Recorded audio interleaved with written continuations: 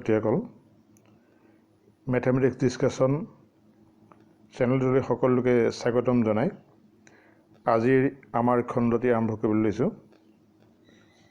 যেটো ইয়াৰ আগৰ খণ্ডত আমি বৃত্ত সম্পৰ্কীয় নৱমমান শ্ৰেণীত পাই অহা কিছুমান ধাৰণাৰ পুনৰাবৃত্তি আৰু লগতে অনুশীলনীৰ প্ৰশ্নসমূহ কৰিছিলোঁ 10.1-ৰ। আজি আমি তাৰ পিছৰ পৰা আৰম্ভ কৰিবলৈ লৈছোঁ। তোমালোকে ইউটিউবত বিপি ক্লাছেছ সাৰ্চ কৰিলে দশমমান শ্ৰেণীৰ আৰু নৱমমান শ্ৰেণীৰ দুইটা পাঠ্যক্ৰমৰ সম্পূৰ্ণ প্ৰশ্নোত্তৰ পাবা। তোমালোকৰ সুবিধা হোৱাকৈ এই ক্লাছসমূহ বনোৱা হৈছে, গতিকে আশা কৰোঁ তোমালোকে ইয়াৰ পৰা উপকৃত হ'বা। এতিয়া আমি আহিছোঁ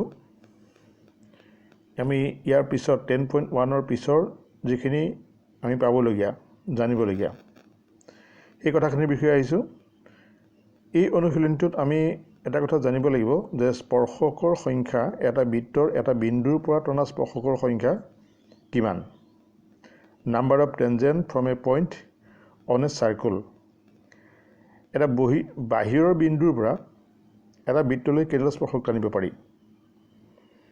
আমি এটা বৃত্ত যদি আঁকো এই বৃত্তটোৰ পৰা এটা বাহিৰৰ বিন্দুৰ পৰা আমি এইটো বিন্দু ধৰি ল'লোঁ যে পি এটা বিন্দু আমি ধৰি ল'লোঁ, পি এটা বিন্দু, এইটো পি এটা বিন্দু। এই পি বিন্দুৰ পৰা এই বৃত্তটোলৈ কেইডাল স্পৰ্শক টানিব পাৰি। আমি যদি ইয়াত এডাল টানো, ইয়াৰ পৰা এডাল টানো, ইয়াৰ পৰা এডাল টানো, ইয়াৰ বাহিৰে আৰু স্পৰ্শক টানিব পাৰিনে নোৱাৰি। আমি চালে দেখিম যে এই দুটা বিন্দুৰ বাহিৰে যেনিবা আমি আৰু এডাল ৰেখা টানিলোঁ যিডাল স্পৰ্শক হ'ল। এতিয়া আমি এটা কথা জানো যে বৃত্তৰ বাহিৰৰ পৰা আমি দুটা বিন্দু স্পৰ্শককে টানিলোঁ, দুডাল স্পৰ্শক, এডাল হ'ল পি টি, এডাল হ'ল পি কিউ। এই দুডাল স্পৰ্শক কিয় স্পৰ্শক হ'ল, আমি কেন্দ্ৰৰ পৰা যদি সেই স্পৰ্শককেইডাললৈ ব্যাসাৰ্ধকেইডাল টানো তেতিয়া সেই ব্যাসাৰ্ধকেইডাল লম্ব হ'ব, অৰ্থাৎ এই কোণটোৰ পৰিমাণ 90 ডিগ্ৰী হ'ব। কিন্তু অন্য বেলেগ কোনো ৰেখা যদি আমি টানো তেতিয়া বৃত্তৰ ব্যাসাৰ্ধৰ পৰা সেই ৰেখালৈ টানিলে তাৰ নিৰ্দিষ্ট পজিশ্যন নাথাকিব, বিভিন্ন পজিশ্যনত বিভিন্ন অৱস্থানত বিভিন্ন কোণ উৎপন্ন হ'ব। আমি ইয়াৰ পৰা জানিলোঁ যে বৃত্তৰ বাহিৰৰ এটা বিন্দুৰ পৰা আমি মাত্ৰ দুডালেই স্পৰ্শক টানিব পাৰিম। অৰ্থাৎ বাহিৰৰ এটা বিন্দুৰ পৰা বৃত্তটোলৈ আমি মাত্ৰ দুডাল স্পৰ্শক টানিব পাৰিম। ইয়াৰ বাহিৰে আমি বেছি স্পৰ্শক টানিব নোৱাৰিম। এই ধাৰণাটো আমি জানি ল'ব লাগিব যে এটা বৃত্তৰ বাহিৰৰ বিন্দুৰ পৰা এটা বৃত্তলৈ দুডাল স্পৰ্শক টানিব পাৰি। তাতকৈ তোমালোক এইটো কেতিয়াবা প্ৰশ্ন আহে যে এটা বৃত্তৰ বাহিৰৰ বিন্দুৰ পৰা এটা বৃত্তলৈ কেইডাল স্পৰ্শক টানিব পাৰি। যদি তাত চাৰিটা অপশ্যন দিয়ে, 1 এ এডাল, বি দুডাল, চি 3ডাল, ডি অসংখ্য, ইয়াৰ উত্তৰটো হ'ব দুডাল। আমি তাক সেই প্ৰশ্নৰ উত্তৰ এনেদৰে দিব পাৰিম। ইয়াৰ পিছতে আমি এটা বৈধ তোমালোকক কিতাপত দি থোৱা আছে যে বহিঃবিন্দুৰ পৰা বৃত্তলৈ টনা স্পৰ্শকবোৰৰ দৈৰ্ঘ্য সমান। অৰ্থাৎ এটা বহিঃবিন্দুৰ পৰা যদি স্পৰ্শক টনা হয় সেই স্পৰ্শককেইডালৰ দৈৰ্ঘ্যটো সমান বুলি কৈছে। তাত ইয়াত এটা পি বিন্দু বহিঃবিন্দু দিয়া আছে। এই বহিঃবিন্দুৰ পৰা যিকেইডাল স্পৰ্শক টানিছে এডাল হ'ল পি কিউ, এডাল হ'ল পি আৰ। এই স্পৰ্শককেইডাল অৰ্থাৎ পি কিউ মাপ পি আৰ মাপৰ সমান বুলি দেখুৱাব লাগে। গতিকে এইটো দেখুৱাবলৈ যাওঁতে আমি বিশেষ একো অসুবিধা নাই, যিহেতু নৱমমান শ্ৰেণীত পাই অহা আমি সৰ্বাংগ সমতাৰ ব্যৱহাৰ যদি কৰোঁ তেতিয়াহ'লে নিশ্চয় ইয়াক আমি দেখুৱাব পাৰিম। অৰ্থাৎ পি কিউ সমান পি আৰ বুলি দেখুৱাব লাগে।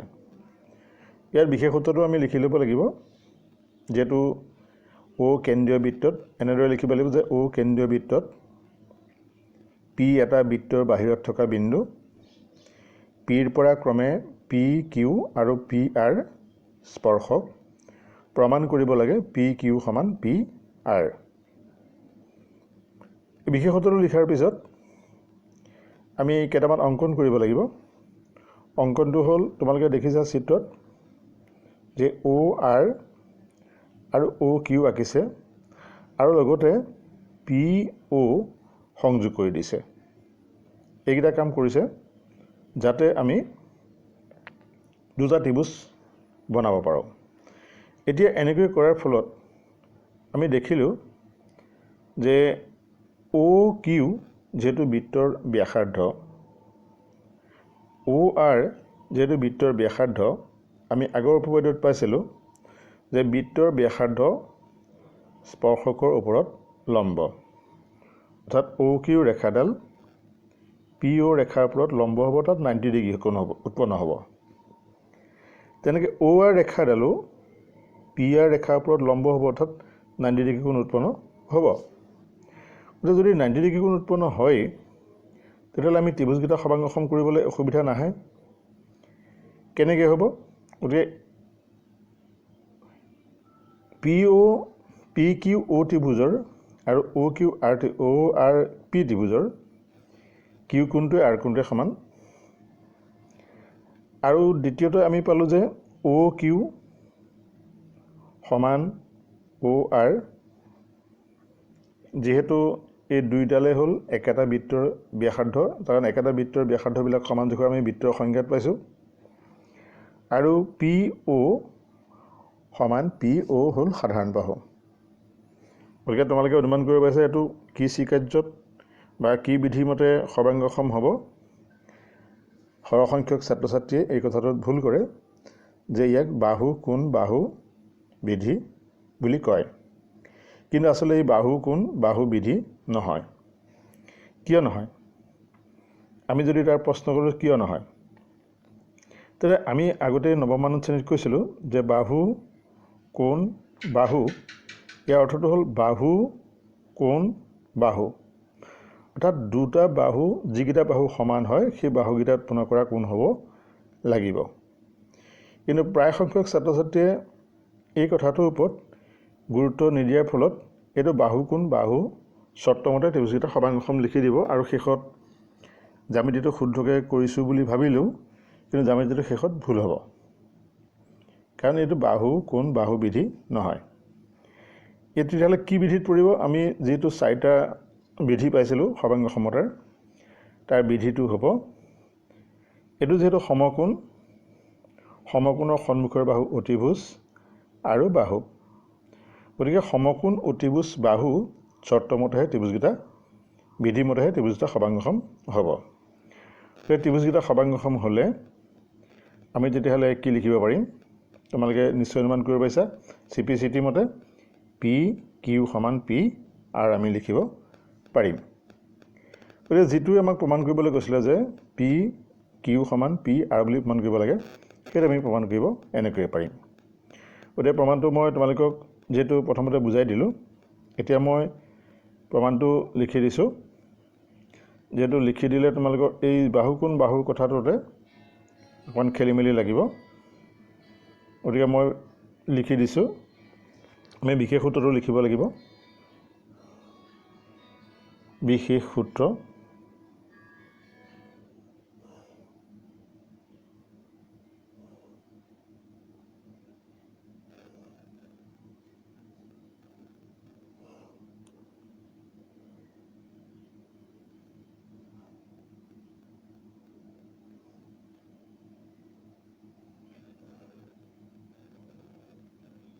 বিশেষ সূত্ৰ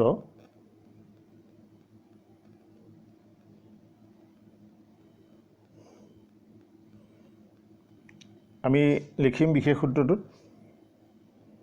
যে O কেন্দ্ৰীয় বৃত্তত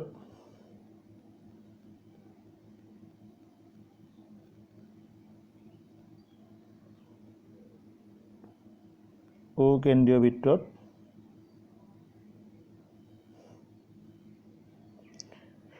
PQ আৰু PR দুডাল স্পৰ্শক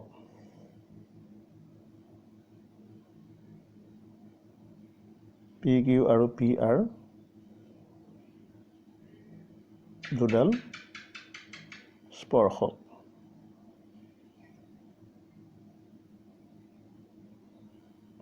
প্ৰমাণ কৰিব লাগে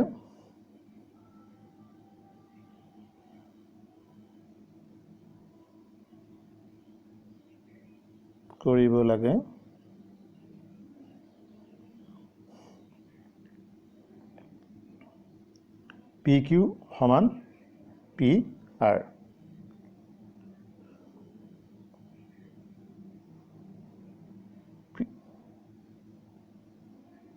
পি কিউ সমান পি আৰ। ইয়াত আমি যিহেতু অংকন কৰি ল'লোঁ অ' কিউ অ' আৰ আৰু অ' পি সংযোগ কৰিলোঁ, যে অংকনটো আমি লিখিব লাগিব। অংকন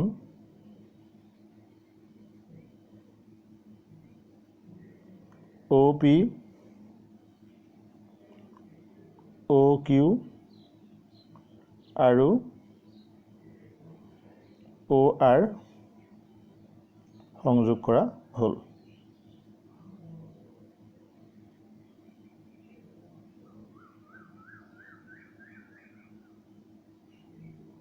সংযোগ কৰা হ'ল।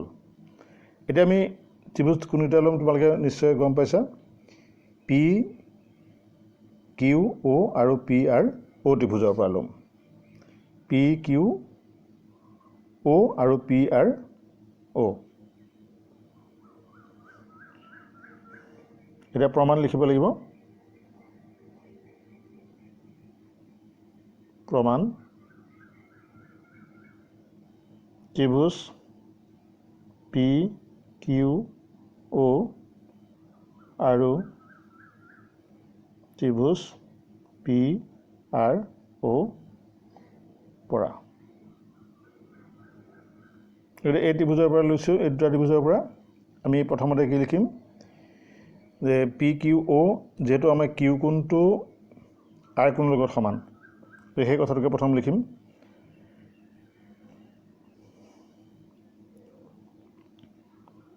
এংগুল কিউ কোণ সমান এংগুল আৰ কোণ। আমি যুক্তিটো কি কাৰণে লিখিম, যুক্তিটো লিখিম বৃত্তৰ ব্যাসাৰ্ধ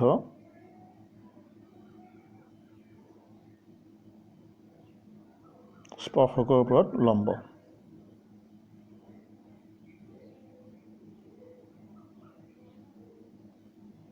স্পৰ্শকৰ ওপৰত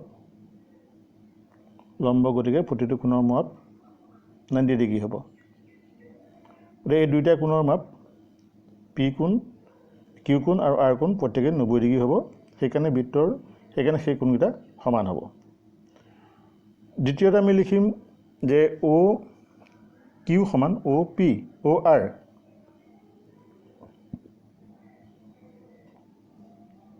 অ' পি সমান অ' কিউ সমান অ' আৰ।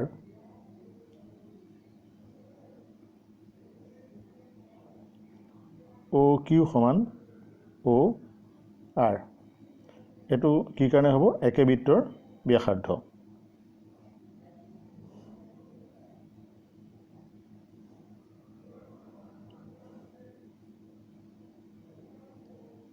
একে বৃত্তৰ ব্যাসাৰ্ধ।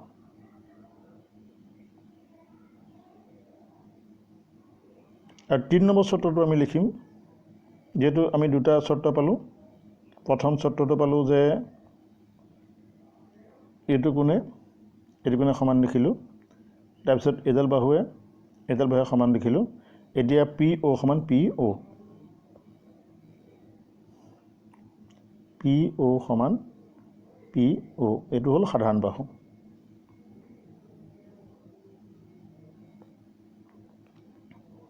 সাধাৰণ বাহু।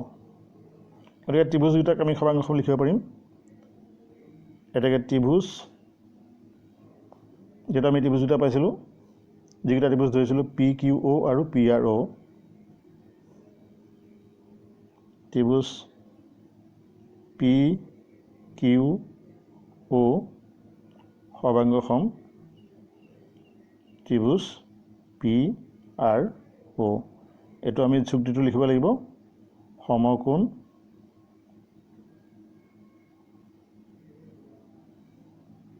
অতিভুজ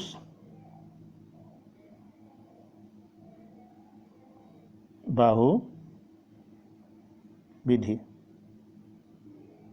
গতিকে এই বিধিটোৰ মতে ত্ৰিভুজ দুটা সৰ্বাংগসম হ'ব। এতিয়া আমি যিটো কথা লিখিব লাগে সৰ্বাংগসম কৰিব লাগে যে পি কিউ সমান পি আৰ লিখিব পাৰিম। এতেকে পি কিউ সমান পি আৰ এইটো হ'ল চি পি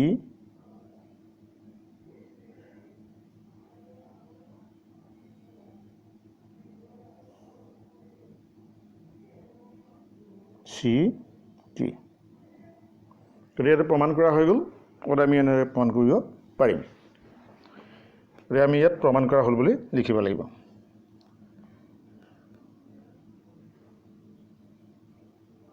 প্ৰমাণ কৰা হ'ল। গতিকে আমি এনেকৈ উপপাদ্যটো প্ৰমাণ কৰিব পাৰিম।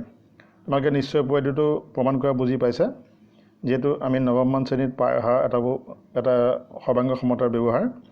গতিকে এইটো তোমালোকে নিশ্চয় বুজি পাইছা। এতিয়া এই উপপাদ্যটো ব্যৱহাৰ কৰি এই অনুশীলনটোৰ প্ৰশ্ন আছে। গতিকে এই অনুশীলনটো আমি প্ৰশ্নসমূহ কৰিবলৈ যাওঁ। প্ৰথম প্ৰশ্নটো যিহেতু তোমালোকক কেইটামান প্ৰশ্ন দি থোৱা আছে। প্ৰশ্নকেইটা হ'ল অবজেক্টিভ টাইপৰ, অৰ্থাৎ 4টা MCQ, 4টা কুৱেশ্যন দি থোৱা থাকিব, মাল্টিপুল চইচ কুৱেশ্যন। গতিকে ইয়াত 4টা কুৱেশ্যন দি থোৱা থাকিব আৰু তাৰ পৰা আমি এটা শুদ্ধ উত্তৰ বাছি ল'ব লাগে। তোমালোকৰ কিতাপত ইয়াত কৈছে যে 1ৰ পৰা 3লৈ শুদ্ধ উত্তৰ বাছি লোৱা আৰু উপযুক্ত কাৰণ দৰ্শাবলৈ কৈছে। অৰ্থাৎ আমি কাৰণটো জানিব লাগিব, কি কাৰণেনো উত্তৰটো হৈছে, তাৰ কাৰণটো আমি বিশ্লেষণ কৰি দেখুৱাব লাগিব। প্ৰথম প্ৰশ্নটো হ'ল এটা বিন্দু কিউৰ পৰা এটা বৃত্তৰ স্পৰ্শকালৰ দৈৰ্ঘ্য 24 চেণ্টিমিটাৰ আৰু কেন্দ্ৰৰ পৰা কিউ দূৰত্ব হ'ল 25 চেণ্টিমিটাৰ। বৃত্তটোৰ ব্যাসাৰ্ধ ইয়াত 4টা অপশ্যন দিছে, 7, বিটো হ'ল 12 চেণ্টিমিটাৰ, চিটো হ'ল 15 চেণ্টিমিটাৰ আৰু ডিটো হ'ল 24.5 চেণ্টিমিটাৰ। তোমালোকে প্ৰশ্নটোত দেখিছা যে শুদ্ধ চিন মাৰি থৈছে এইটোত, অৰ্থাৎ ইয়াৰ আগৰ যিজনে এই কিতাপখন ব্যৱহাৰ কৰিছিলে তাত উত্তৰটো চিন মাৰি থৈছে। কিন্তু আমি তথাপি কৰি চাব লাগিব উত্তৰটো কি হ'ব। আচলতে তোমালোকে কিতাপত চিন মাৰি নল'বা, যিহেতু আমি তেতিয়া আচল কাৰণটো নাজানিম। গতিকে আমি ইয়াত যদি চিত্ৰটো আঁকি লওঁ, চিত্ৰটো এনেকৈ আঁকি দিছোঁ। অ' কেন্দ্ৰীয় বৃত্তত কিউ পি এডাল স্পৰ্শক। এতিয়া অ' কিউ মাপ দিয়া আছে 25 চেণ্টিমিটাৰ, কিউ পি মাপ দিয়া আছে 24 চেণ্টিমিটাৰ। তেতিয়াহ'লে আমি যিহেতু অ' পিডাল কিউ পিৰ ওপৰত লম্ব হ'ব। কিয় লম্ব হ'ব তোমালোকে নিশ্চয় জানিছা, বৃত্তৰ ব্যাসাৰ্ধ স্পৰ্শকৰ ওপৰত লম্ব হ'ব। গতিকে অ' পি কিউ এটা সমকোণী ত্ৰিভুজ উৎপন্ন হ'ব আৰু সেই সমকোণী ত্ৰিভুজটোত দুডাল বাহু কিউ পি মাপ দিয়া আছে, অ' কিউ মাপ দিয়া আছে। তাৰ পৰা আমি পি অ'ৰ মাপ উলিয়াব লাগে। যিহেতু এই সমকোণী ত্ৰিভুজটোত অতিভুজডাল হ'ল পি কিউ 25 চেণ্টিমিটাৰ। গতিকে অ' পি স্কোৱাৰ আৰু কিউ পি স্কোৱাৰৰ মাপ হ'ব পি কিউ স্কোৱাৰ। গতিকে তাৰ পৰা আমি সমকোণী ত্ৰিভুজৰ পাঠ্যপুস্তক সূত্ৰ ব্যৱহাৰ কৰিছোঁ, ব্যৱহাৰ কৰি তাৰ মানটো উলিয়াব পাৰিম। গতিকে ইয়াতে লিখিছোঁ পি অ' সমান P O' square plus P Q square সমান অ' কিউ স্কোৱাৰ। গতিকে পি অ' স্কোৱাৰ মান হ'ব, আমি যদি তাৰ পৰা লৈ যাওঁ তেতিয়াহ'লে পি অ' স্কোৱাৰটো যিহেতু সমান চিহ্ন সোঁহাতে লৈ গ'লে এইটো মাইনাছ চিন আহিব আৰু পি অ' স্কোৱাৰ মানটো আমি অ' কিউ স্কোৱাৰ মান 25, পি অ' স্কোৱাৰ মান 24 বহাই দিলোঁ।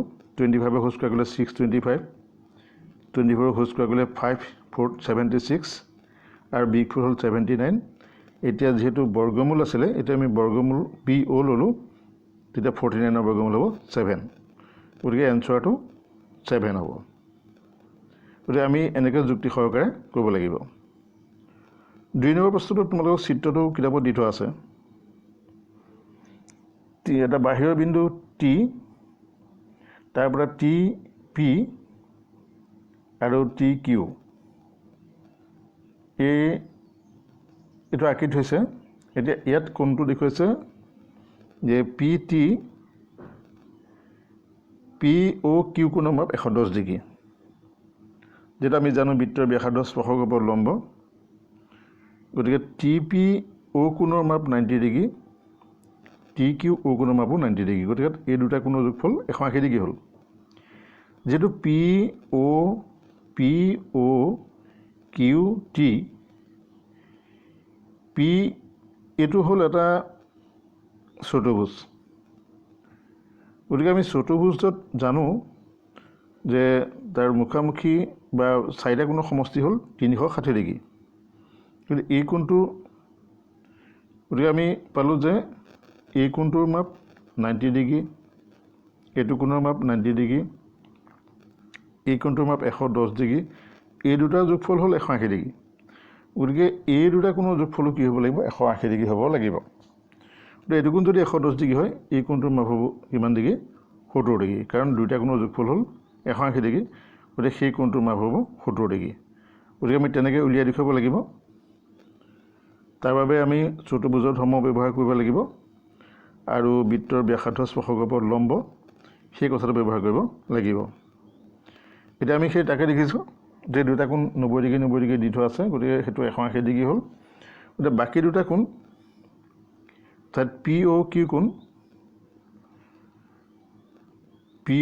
কোণ আৰু পি টি কিউ কোণ এই দুটা কোণৰ যোগফল হ'ব 180 ডিগ্ৰী অৰ্থাৎ এই কোণটোৰ যোগফল হ'ল 180 ডিগ্ৰী যেহেতু এই কোণটোৰ মাপ 110 ডিগ্ৰী দি থোৱা আছে গতিকে বাকীটো কোণৰ মাপ 70 ডিগ্ৰী গতিকে এনচাৰটো হ'ব বি 3 নম্বৰ প্ৰশ্নটো তেনেকৈ আছে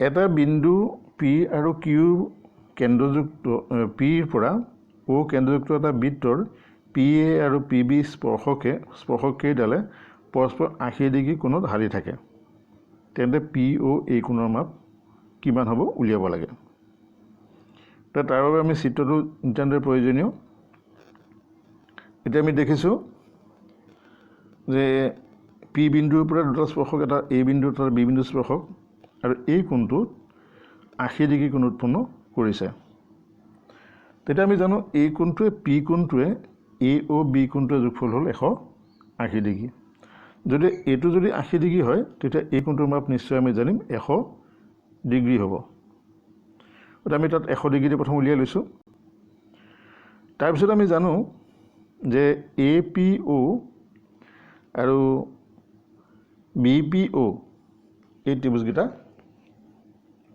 সমান্তৰাল হ'ব যেহেতু আমি অলপ আগতে কৰি আহিছোঁ উপপাদ্য মতে গতিকে এই ত্ৰিভুজকেইটা সমান্তৰাল হ'লে এ অ' পি কোণৰ পৰিমাণ পি অ' বি কোণৰ পৰিমাণৰ লগত সমান হ'ব অৰ্থাৎ এই গোটেই কোণটোৰ মাপ 100 ডিগ্ৰী সমান দুটা কোণৰ যোগফল যদি 100 ডিগ্ৰী হয় তেতিয়া প্ৰতিটোৰ পৰিমাণ কিমান হ'ব আমি নিশ্চয় জানিম সেইটো 50 ডিগ্ৰী হ'ব অৰ্থাৎ পি অ' এ আৰু পি অ' বি প্ৰত্যেকেই মাপ হ'ব 50 ডিগ্ৰী গতিকে তাৰ এনচাৰটো হ'ব এ এতিয়া আমি এই তিনিটা প্ৰশ্নৰ যুক্তি সহকাৰে এনেকৈ মানটো ক'ব পাৰিম ইয়াৰ পিছতে আমি 4 নম্বৰ প্ৰশ্নটোলৈ গৈছোঁ প্ৰমাণ কৰা যে বৃত্তৰ ব্যাসৰ মূৰত টনা স্পৰ্শকবোৰ সমান্তৰাল গতিকে তাৰ বাবে আমি বৃত্ত আঁকি ল'ব লাগিব গতিকে বৃত্তটো আঁকি লৈছোঁ আমি প্ৰথম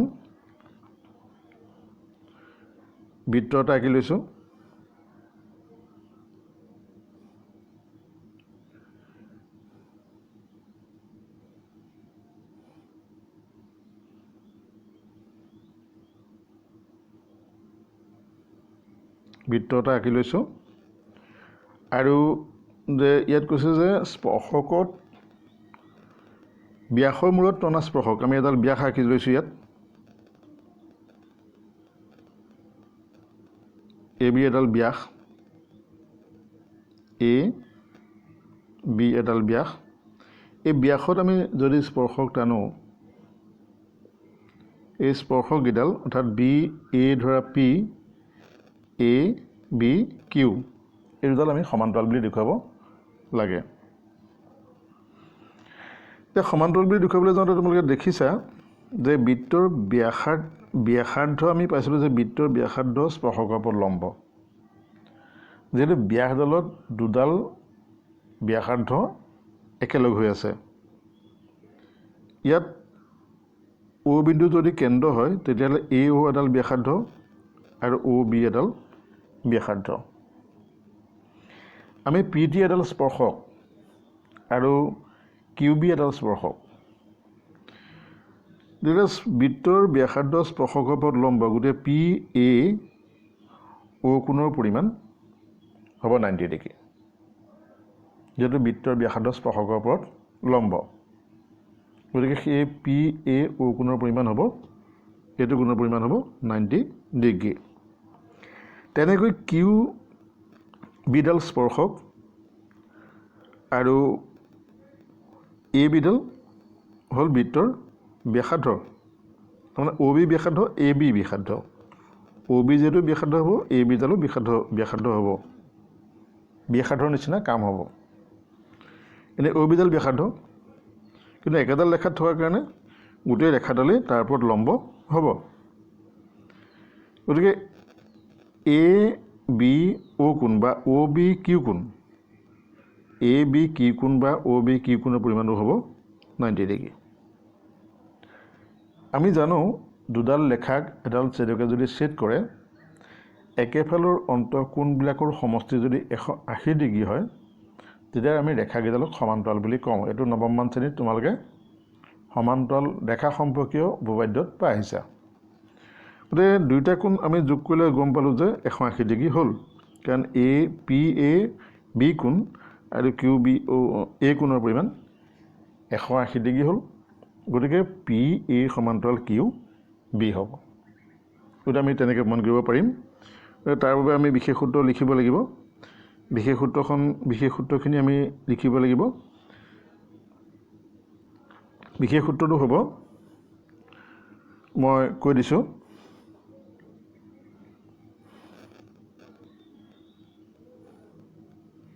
বিশেষ সূত্ৰ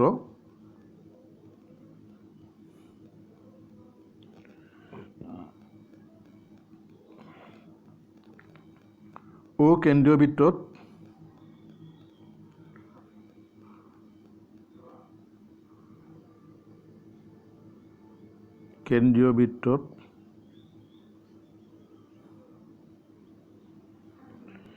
এ বি এডাল ব্যাস, এ বি এডাল ব্যাস আৰু P A P B Q B, P A আৰু কিউ বি হ'ল স্পৰ্শক। প্ৰমাণ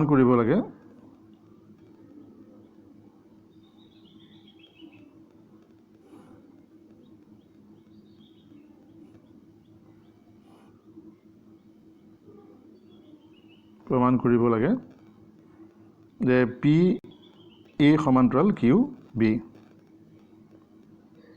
পি এ সমান্তৰাল কিউ বি। তাৰ বাবে আমি অকণমান অংকনৰ ইয়াত প্ৰয়োজন নাই, যিহেতু গোটেইখিনি দি থোৱা আছে। গতিকে আমি লিখিব লাগিব। এতিয়া আমি সমাধান প্ৰমাণ কৰোঁ।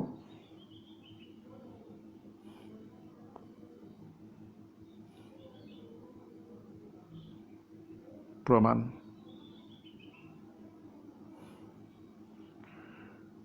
আমি জানো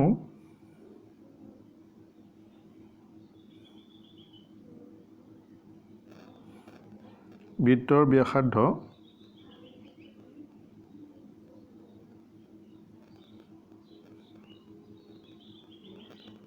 স্পৰ্শকৰ ওপৰত লম্ব।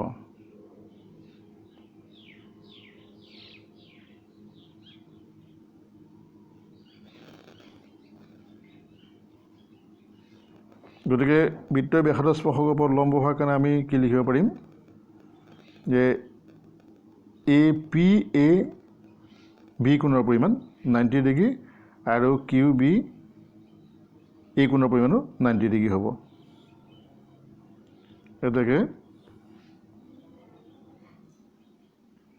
পি এ বি কোণ ইজ ইকুৱেল কিউ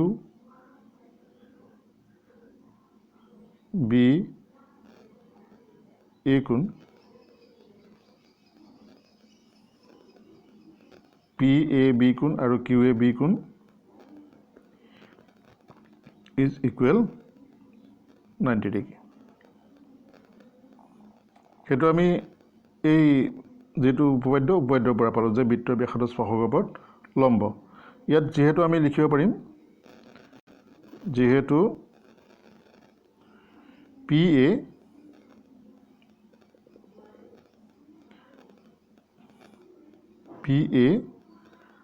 আৰু কিউ বি স্পৰ্শক আৰু এ বি ব্যাস। গতিকে ব্যাসডালৰ লগত ব্যাস মানে ব্যাসাৰ্ধ তাৰ আধা, গতিকে এইকেইটা কোণ 90 ডিগ্ৰী হ'ব। এটাকে আমি লিখিব পাৰিম এটাকে এংগুল পি এ বি কোণ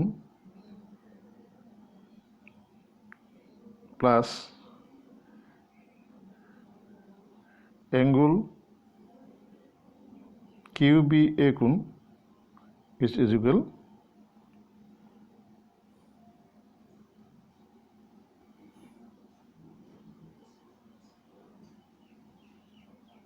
180 ডিগ্ৰী। এটাকে পি এ সমান্তৰাল কিউ বি, পি এ সমান্তৰাল কিউ বি। যেহেতু আমি এইটো কি কাৰণে লিখিম সমান্তৰাল সৰলৰেখাৰ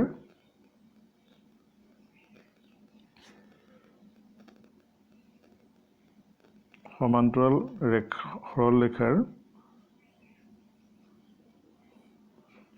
একেফালৰ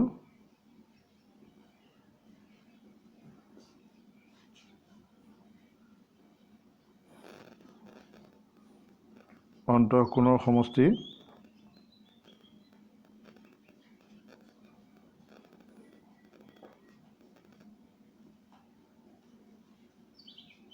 এশ 80 ডিগ্ৰী। তাত এই 180 ডিগ্ৰী হোৱাৰ কাৰণে আমি সেই ৰেখাকেইডালক সমান্তৰাল লিখিব পাৰিলোঁ। গতিকে আমি এইটো প্ৰমাণ এনেদৰে কৰিব পাৰিম। তোমালোকে নিশ্চয় প্ৰমাণটো বহু দীঘলীয়া নহয়, বুজি পাইছা।